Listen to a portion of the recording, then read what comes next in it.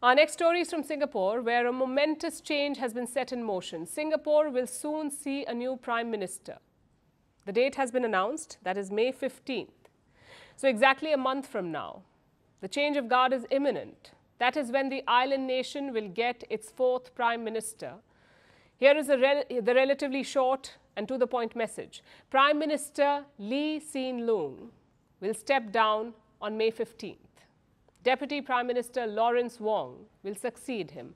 The new Prime Minister will be sworn in at 8 p.m. on May 15th. It's a rather abrupt way to announce the end of an era, because Prime Minister Lee will be stepping down after almost 20 years in charge. He's only Singapore's third Prime Minister after it gained self-governance. That was in 1959. That's even before Singapore was an independent country.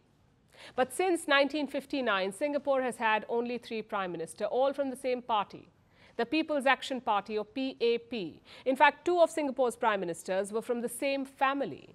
Lee is the second Prime Minister in his line. His father was the first, Kuan Yew, the founder of modern Singapore. The senior Lee was the longest-serving leader of the country. He was in office for over 31 years, from 1959 to 1990. His son, current Prime Minister Lee Hsien Loong, is leaving office after almost 20 years. Between them, they have ruled Singapore for more than 51 years. So for the younger Lee to step down marks a radical shift, a new age in Singapore. The Lee family is synonymous with Singapore's growth story. The father, Kuan Yew, made Singapore what it is.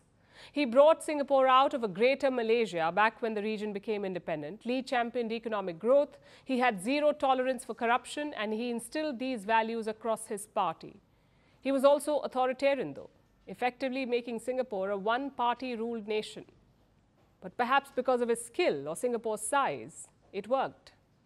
Singapore grew from a tiny backwater island into a financial powerhouse. It was a lot to live up to. The son, Lee Hsien Loong, had a lot to prove. Now, he's led Singapore for almost 2 decades, and the country is still a beacon of development in Asia.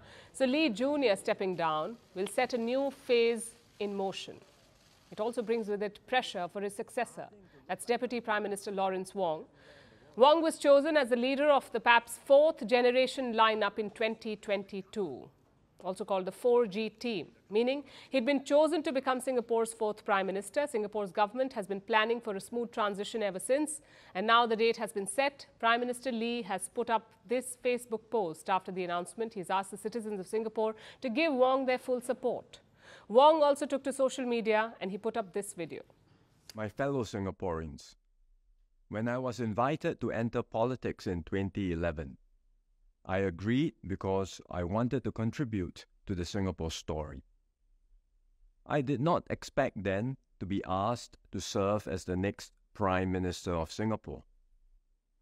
I accept this responsibility with humility and a deep sense of duty. I pledge to give my all in this undertaking. Every ounce of my energy shall be devoted to the service of our country and our people.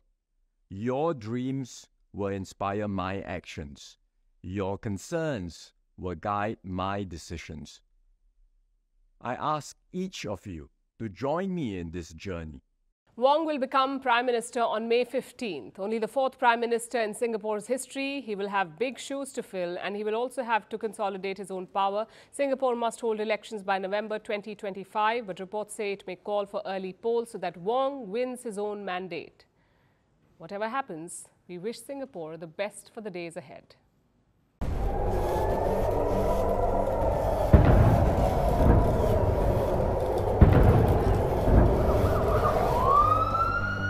Iran has launched a direct attack from Iranian soil towards the State of Israel.